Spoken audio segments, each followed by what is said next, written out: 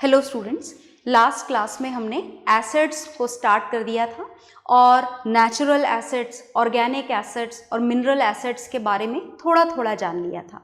तो आज हम एसिड्स के बारे में थोड़ा और जानेंगे। तो चलिए जानना शुरू करते हैं। टॉपिक हमारा आज की क्लास का भी सेम है। हम एसिड्स के बारे में जानने जा रहे हैं। बहुत ध्यान से सुनेंगे क्या क्या पढ़ना है हमें एसिड्स के बारे में। सबसे पहले हम एसिड का जनरल इंट्रोडक्शन एक साथ कंपाइल कर लेते हैं। तो हमें एसिड के बारे में क्या पता है? हमें एसिड के बारे में पता है इट हैज़ सोर टेस्ट।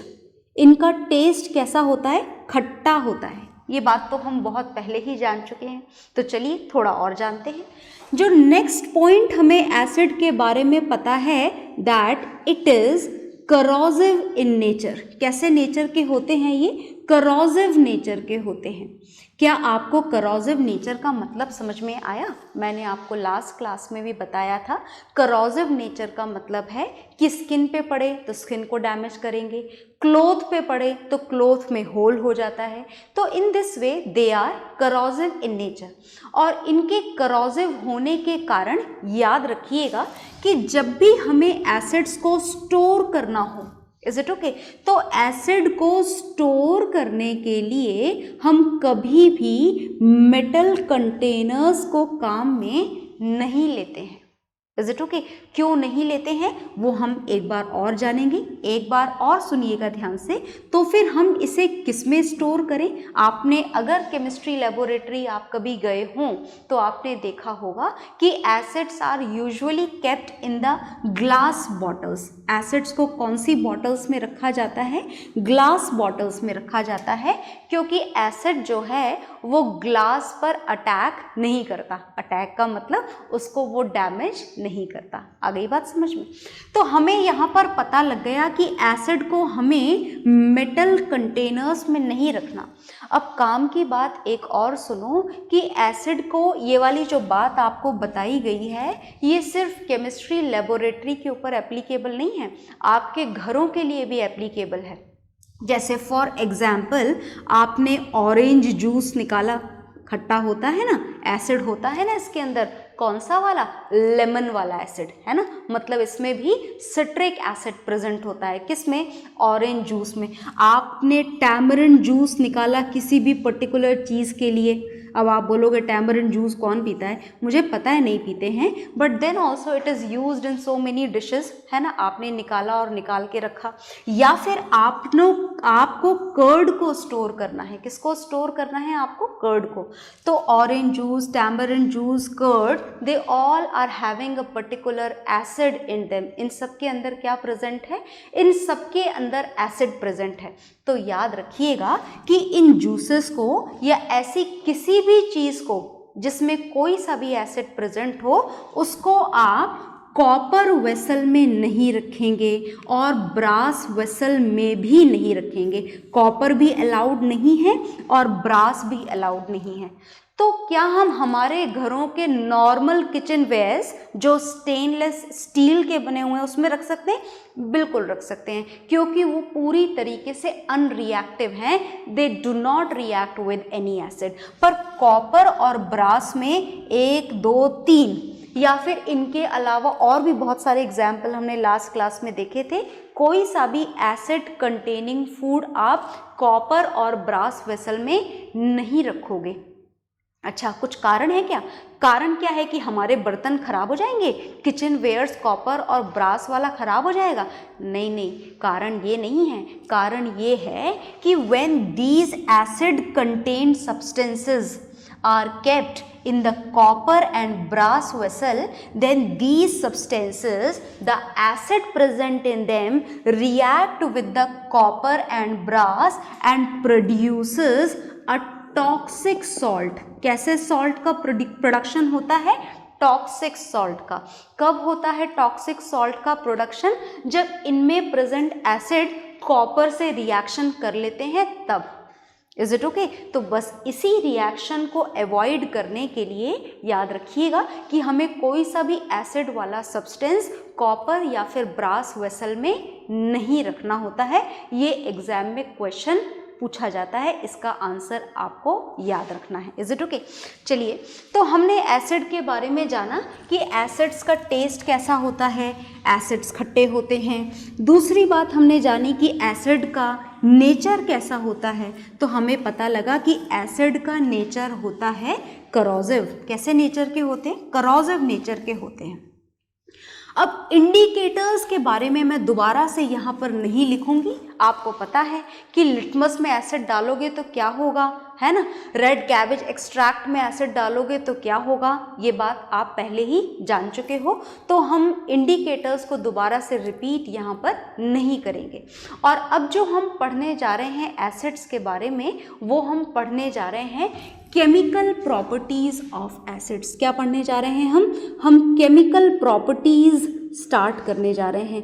किसकी केमिकल प्रॉपर्टीज स्टार्ट करने जा रहे हैं? हम chemical properties of acids start करने जा रहे हैं।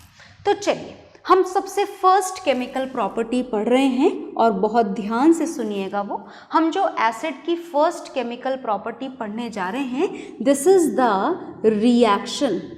केमिकल प्रॉपर्टी है तो रिएक्शन तो होगी ही सही। किसकी रिएक्शन पढ़ेंगे हम पढ़ेंगे रिएक्शन ऑफ एसिड्स। और किसके साथ में करवाने वाले हैं हम ये first chemical property? This is the reaction of acids with metals. किसके साथ में करवाएंगे हम? मेटल्स के साथ में करवाएंगे। तो चलिए शुरू करते हैं हम। देखिएगा ध्यान से, मैं यहाँ पर सबसे पहले एक जनरल रिएक्शन लिखने जा रही हूँ। ये जनरल रिएक्शन बड़ी इंपॉर्टेंट होती है, आपको हर एक रिएक्शन रटने की जरूरत नहीं है, you just learn this general reaction only. Okay, तो look here, when any metal, usually all the metals react with acids. Normally metals जो हैं वो एसिड से रिएक्शन कर लेते हैं, कुछ पर्टिकुलर मेटल्स को छोड़कर। मतलब ऐसे कुछ एग्जाम्पल भी हैं जो एसिड से रिएक्शन नहीं करते but almost react with the acid. और जब मेटल एसिड से रिएक्शन करते हैं तो क्या प्रोडक्ट बनता है? सुनिएगा ध्यान से। जो फर्स्ट प्रोडक्ट होता है वो होता है मेटल सॉल्ट। और जो सेकेंड प्रोडक्शन होता है यहाँ पर, जो सेकेंड प्रोडक्ट यहाँ पर बनता है, वो सेकेंड प्रोडक्ट होता है हाइड्रोजन गैस। और देखिए, ये हाइड्रोजन गैस है, बनेगी और बन के लिबरेट होगी। तो हम केमिकल रिएक्शन एंड इक्वेशन में पढ़ चुके हैं कि अगर बन के लिबरेट होगी तो ये अपवर्ड वाला एरो हमको लगा देना है। ओके, तो चलिए आगे चलते हैं और इसके कुछ एग्जाम्पल्स देखते हैं। तो एग्जाम्पल थोड़ा ध्यान से देखिएगा। हम यहाँ पर रिएक्शन करवाने जा रहे हैं, बहुत ध्यान से देखना, मैं आपको इसकी एक्टिविटी भी करके बताने वाली हूँ। तो जो मेटल हमने यहाँ पर एग्जाम्पल के रूप में लिया है, दिस इज जिंक। पहचानते हो ना जिंक को? ये जिंक मैंने लिख दिया है और लीजिए इसका नाम भी लिख देते हैं।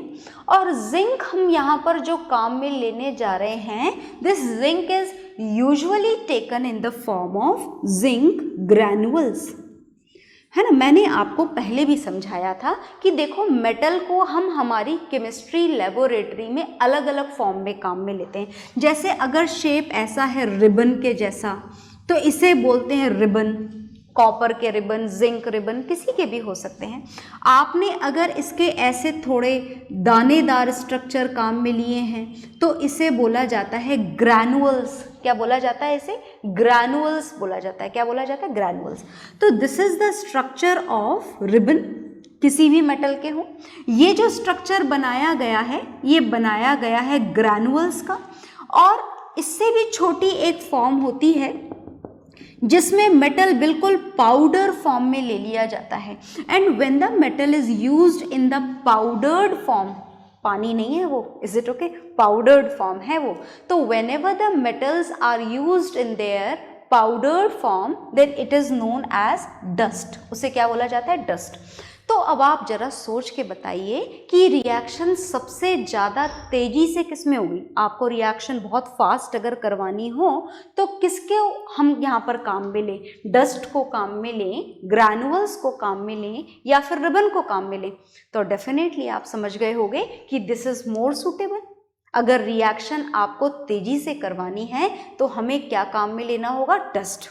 as it is in the powdered form, so almost the separation between the molecule is more and the reaction will be done with the more speed. Is it okay?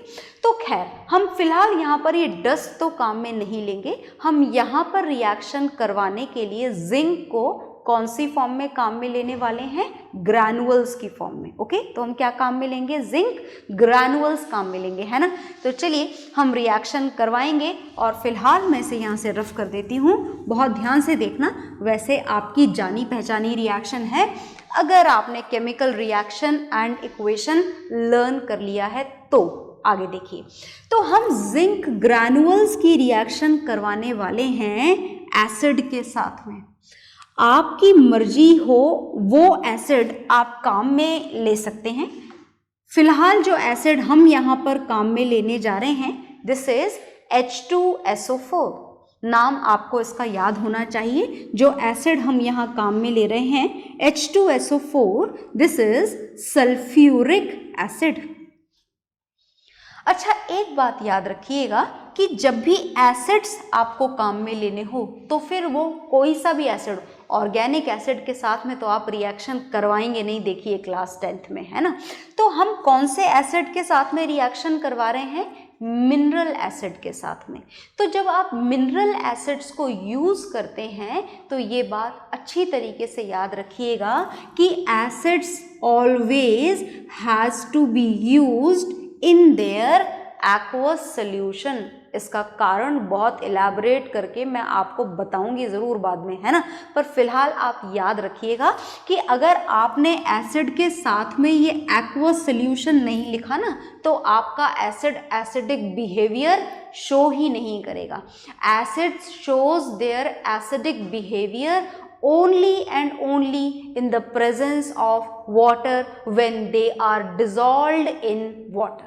Is it okay? तो याद रखना, इस बात को भूलना नहीं है till the end of the chapter। जहां भी एसिड का फॉर्मूला लिखा जाएगा ये ब्रैकेट में AQ लिखना बिल्कुल कंपलसरी है। ओके, अच्छा अब सुनिए, ये जो सल्फ्यूरिक एसिड हमने यहाँ पर काम में लिया है, इसकी एक खास बात आपको और याद रखनी है, और वो ये कि ये डाइल्यूटेड सल्फ्यूरिक एसिड है। देखो ये बात तो मैंने आपको बता दी कि एसिड में पानी डालना तो ज़रूरी है ना। तो एसिड के अंदर वाटर ऐड करना तो बिल्कुल कंपलसरी है, otherwise without water acids do not show their acidic behaviour. ये बात तो हमको समझ में आ गई। अब दूसरी बात ये जानिए कि पानी कितना डाला जाए, कम डाला जाए या ज़्यादा डाला जाए। अगर आपने पानी बहुत सारा डाल दिया है, आपकी मर्जी है, इज इट ओके, है ना, या फिर रिक्वायरमेंट है आपको ज़्यादा पानी की, in that condition the solution of acid is known as diluted solution. क्या बोला जाता है उसको? डाइल्यूटेड सॉल्यूशन बोला जाता है, डाइल्यूटेड एसिड्स बोला जाता है उनको। कौन से एसिड्स को? If the water amount is more in the solution, is it okay. और देखो पानी डालना, जैसा कि मैं बार बार बोल रही हूँ कि एसिड को एसिड की फॉर्म में काम में लेने के लिए वाटर ऐड करना ज़रूरी है। ज़्यादा डाला आपने पानी, खूब सारा पानी डाल दिया, तो कैसा सोल्यूशन बनेगा? डाइल्यूटेड। और अगर आपने पानी बिल्कुल कम अमाउंट में डाला है सिर्फ सोल्यूशन प्रिपेयर करने के लिए, in that condition those solution of acid are known as concentrated acid. और तो अब आप समझ गए होंगे कि कौन से वाले एसिडिक सॉल्यूशन ज़्यादा खतरनाक हैं, ये वाले या ये वाले, कौन आपको ज़्यादा नुकसान पहुंचा सकता है, डाइल्यूटेड वन और कंसंट्रेटेड वन। तो डेफिनेटली इसमें पानी बहुत कम है, मतलब एसिड बहुत ज़्यादा है, मतलब कौन ज़्यादा डेंजरस है? कंसंट्रेटेड। डाइल्यूटेड एसिड कैसे होते हैं? थोड़े कम डेंजरस होते हैं, पर इसका मतलब फिर भी ये नहीं है कि आप इसे टेस्ट कर सकते हैं, है ना। कितना भी डाइल्यूटेड हो, आपकी स्किन पर टच नहीं होना चाहिए, इस बात का आपको पूरा ध्यान रखना है। ओके, तो चलिए आगे चलते हैं हम। ये डाइल्यूटेड और कंसंट्रेटेड हमको समझ में आ गया है, और अब हम इसकी रिएक्शन को कंप्लीट करने जा रहे हैं। तो मुझे लगता है कि ये रिएक्शन आप खुद कंप्लीट कर सकते हैं। ये जिंक है और जिंक की रिएक्शन हम इस सल्फ्यूरिक एसिड के साथ में करवाने जा रहे हैं। तो आपने chemical reaction and equation chapter पढ़ा है, आपको पता है that the zinc is more reactive than hydrogen. याद है ना reactivity series. In that condition ये जिंक इस हाइड्रोजन को यहाँ से क्या कर देने वाला है, डिस्प्लेस। तो मतलब क्या बन जाएगा, आपको पता होना चाहिए, जिंक, हाइड्रोजन तो देखो हट चुका है, तो हाइड्रोजन को तो आप हटा दीजिए, ये हाइड्रोजन गैस यहाँ से लिबरेट हो चुकी है। अब जिंक और सल्फेट आयन का कंपाउंड बनाना है, कभी भी ओवर कॉन्फिडेंट आपको नहीं होना है, हमेशा वैलेंसीज आपको याद रखनी है। मुझे याद थी, मैंने लिख दी, आपको भी याद होनी चाहिए। Is it okay? जिंक के ऊपर जिंक की वैलेंसी, सल्फेट के ऊपर सल्फेट की वैलेंसी, 2+ 2-, तो ऐसा करें कि यहाँ 2 और यहाँ 2 लगा दें। नहीं नहीं, ऐसा नहीं करते, ये 2 और 2 नहीं लगाया जाता है, हमें सिंप्लीफाइड रेशोज यूज़ करने होते हैं, कैंसिल करना होगा यहाँ पर 2 और 2 को, रेशो 1:1 बचेगा। अब ये 1 इधर जाएगा और ये वाला 1 इधर आएगा, तो सिंस आने और जाने वाला नंबर 1 है तो आपको यहाँ पर मेंशन करने की ज़रूरत नहीं है। Is it okay? तो यहाँ पर कौन सा कंपाउंड बन गया, ये बन गया हमारा zinc sulphate. Is it okay? और नेक्स्ट कौन सी गैस लिबरेट हो गई वहाँ से, हाइड्रोजन गैस। लिख दें आप यहाँ पर हाइड्रोजन, आपको पता है ना कि this is evolved in the gaseous state, तो आप वहाँ पर मेंशन भी कर सकते हैं। तो ये रिएक्शन तो हमारी जानी पहचानी रिएक्शन है। कौन सी रिएक्शन है? अगर आपसे टाइप ऑफ रिएक्शन पूछा जाए तो this is a type of combination, no, this is displacement reaction. कौन सी रिएक्शन है ये? डिस्प्लेसमेंट। किसने किसको डिस्प्लेस करा? जिंक ने हाइड्रोजन को डिस्प्लेस कर दिया और वो देखो हाइड्रोजन गैस अलग से लिबरेट हो गई और हाइड्रोजन की जगह पर जिंक खुद यहाँ पर आ गया for the formation of zinc sulphate. तो आप इस रिएक्शन को नोट डाउन करेंगे और फिर हम इसकी एक्टिविटी भी यहाँ पर, एक्सपेरिमेंट सेटअप भी यहाँ बनाएंगे, क्योंकि हमें एक और बात है जो जानना बाकी है। ओके, तो इसको नोट डाउन कर लीजिए।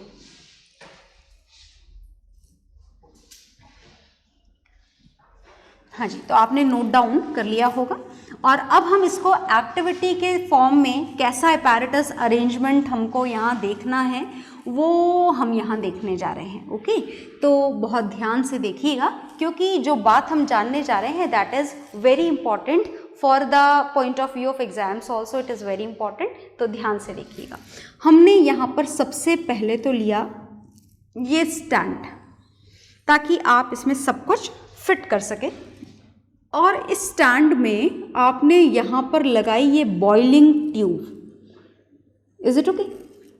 और इसमें फिट करेंगे, अभी हम फिट करेंगे कॉक, और इसमें डालना क्या है हमको, समझ गए ना ये क्या डाला गया है यहाँ पर? These are the granules. किसके ग्रैनुअल्स लिए गए हैं? ये जिंक के ग्रैनुअल्स लिए गए हैं। ओके, तो वही रिएक्शन है जो हमने पढ़ी थी, उसी का एक्सपेरिमेंट सेटअप है ये। तो हमने यहाँ पर ये क्या लिया है, जिंक ग्रैनुअल्स लिए हैं, और इस जिंक ग्रैनुअल्स में हम ऐड करने वाले हैं, क्या ऐड करने वाले हैं, समझ गए ना ये क्या ऐड किया गया है? Water? No, this is diluted sulphuric acid. भूलिएगा मत, डाइल्यूटेड एसिड का मतलब जिसमें पानी क्या है, थोड़ा ज़्यादा। Is it okay? मतलब कम हार्मफुल है, कम हार्मफुल तो है, पर फिर भी उतना ही केयरफुली हैंडल करना होता है। ओके, आगे देखिएगा। अब हम यहाँ पर जानते हैं कि रिएक्शन होगी, और जो रिएक्शन होगी उस रिएक्शन के हिसाब से मैं रिएक्शन यहाँ लिख देती हूँ, अगर आप भूल गए हो तो। जिंक की रिएक्शन होने वाली है सल्फ्यूरिक एसिड के साथ में, एक प्रोडक्ट बनेगा यहाँ पर जिंक सल्फेट और दूसरा प्रोडक्ट बनेगा हाइड्रोजन गैस। अब आपसे बोला जाता है कि prove that the liberated gas is hydrogen, prove करो।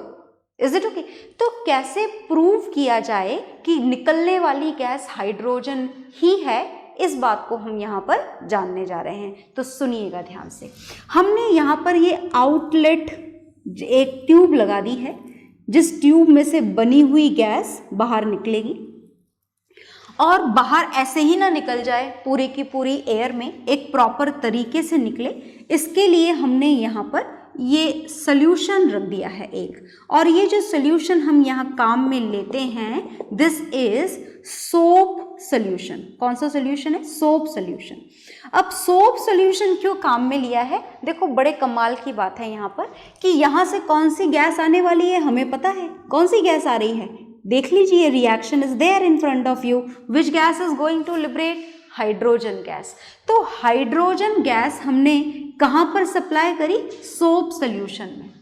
तो जब सोप सॉल्यूशन में हाइड्रोजन गैस जाएगी तो सोप सॉल्यूशन का तो काम ही बबल्स बनाना है, तो बबल्स बनाएगा, बिल्कुल बनाएगा। और अब जो बबल्स यहाँ पर निकलेंगे, ये बबल्स निकल रहे हैं सोप सॉल्यूशन में से, क्योंकि हाइड्रोजन गैस भर भर के इसमें से बबल्स निकलते जा रहे हैं। तो हमारे हिसाब से इसमें कौन सी गैस है?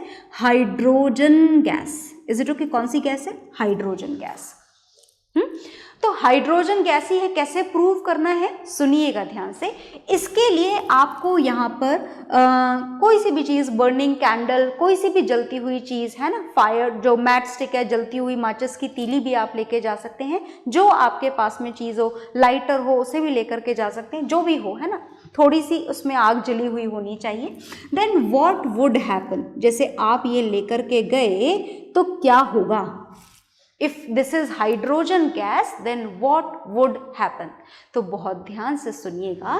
When this is going to be comes in the contact of this hydrogen gas, तो ये तो सबसे पहले बुझ जाएगी, है ना। हाइड्रोजन गैस के कांटेक्ट में आती ही ये जो यहाँ पर जो छोटी सी जो भी फायर, जो भी आपने जिस भी चीज़ को यूज़ करा था, वो सबसे पहले बुझ जाएगी। पर हाइड्रोजन गैस जो है ये खुद जलना शुरू हो जाती है, हाइड्रोजन गैस। और जब ये जलती है तो एक साउंड प्रोड्यूस होती है, जिस साउंड को हम बोला करते हैं पॉप साउंड। क्या बोला करते हैं? Pop sound. तो अगर आपकी ये मैच स्टिक बुझ जाए और ये गैस खुद पॉप साउंड के साथ में बर्न होना शुरू हो जाए, it proves that the liberated gas is hydrogen gas. ये प्रूव होता है, हमारा हाइड्रोजन गैस का टेस्ट होता है। ये अगर आपसे बोला जाए कि write down a test for the presence of hydrogen gas, तो आपको ये वाला टेस्ट वहाँ पर लिखना होता है। किसी भी जगह से अगर हाइड्रोजन गैस लिबरेट हो रही है तो आपको बर्निंग मैच स्टिक लेके जानी होगी, मैच स्टिक बुझ जानी चाहिए और हाइड्रोजन गैस खुद जलना शुरू हो जाना चाहिए। कौन सी साउंड के साथ में? With a pop sound. ये इस बात का टेस्ट होता है। तो क्या टेस्ट है यहाँ पर कि ये जो हाइड्रोजन गैस है ये तो बुझ गई, और ये बुझ गई इसका मतलब क्या है? ये हाइड्रोजन का स्पेशल कैरेक्टर है that hydrogen gas does not support, it doesn't support in the combustion. ये कंबशन में सपोर्ट नहीं करती, नहीं जलने देती किसी भी चीज़ को। ये कौन सी गैस नहीं जलने देती? Hydrogen gas. पर ये खुद कंबस्टिबल है, खुद जल जाती है, पर जलती हुई चीज़ को बुझा देती है। तो कहीं पर भी अगर जलती हुई चीज़ बुझ जाए और गैस खुद जलना शुरू हो जाए पॉप साउंड के साथ में, तो this is the proof that the liberated gas is hydrogen. Is it okay? So this experiment setup is there in front of you, even it is there in your notes also। आप वहाँ से भी बना सकते हैं और यहाँ से भी बना सकते हैं, है ना, पर बनाइएगा ज़रूर। ओके, तो हमने एक रिएक्शन पढ़ी है एसिड और मेटल की। चलिए एक आध और रिएक्शन पढ़ते हैं, देखिएगा ध्यान से। तो जो हम नेक्स्ट रिएक्शन पढ़ने जा रहे हैं, this is again a reaction of acid and metal. आपको बस याद रखना है एसिड और मेटल की रिएक्शन ज़रूरी नहीं है एग्ज़ाम में हमारे पास में हमेशा सेम एग्जाम्पल हो जिंक और सल्फ्यूरिक एसिड का। एग्जाम्पल इसके अलावा भी हो सकते हैं। तो और कौन से एग्जाम्पल आप लिख सकते हैं?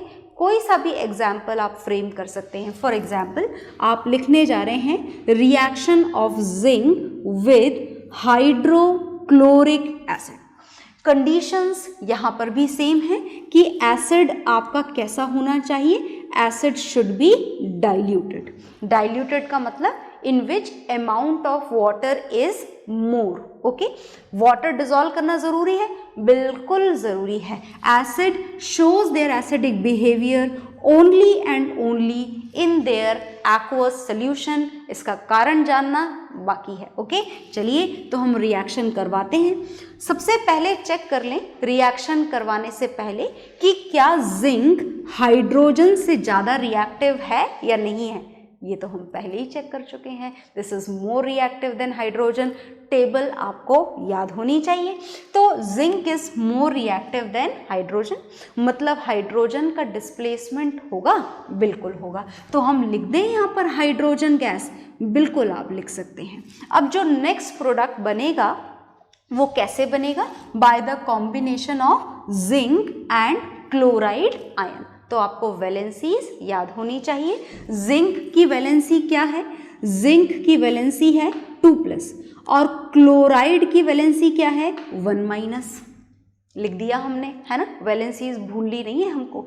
तो ये 1 यहाँ आ जाएगा, 2 यहाँ चला जाएगा। तो देखिए 1 तो हम कभी लिखते ही नहीं है, 1 लिखने की ज़रूरत ही नहीं होती है, ये अपने आप ही 1 एटम को रिप्रेजेंट कर रहा है। तो ये 2 यहाँ लिख दीजिए। तो ये आपका बन गया first product, this is zinc chloride. और साथ में कौन सी गैस लिबरेट हो गई, हाइड्रोजन गैस। तो हम यहाँ पर लिख देते हैं हाइड्रोजन गैस। और अगर आप जानना चाहें कि ये गैस हाइड्रोजन ही है या नहीं, तो आप उस सेम एक्टिविटी को दोबारा परफॉर्म कर सकते हैं। ओके, तो आपने एसिड और मेटल की एक जनरल रिएक्शन लिख ली है। अब कोई सा भी एसिड हो और कोई सा भी मेटल, रिएक्शन इसी तरीके से कंप्लीट होगी। ओके, तो इतना आप पढ़िएगा और इसकी नेक्स्ट केमिकल प्रॉपर्टी हम लोग पढ़ेंगे नेक्स्ट क्लास में। Okay, bye everyone.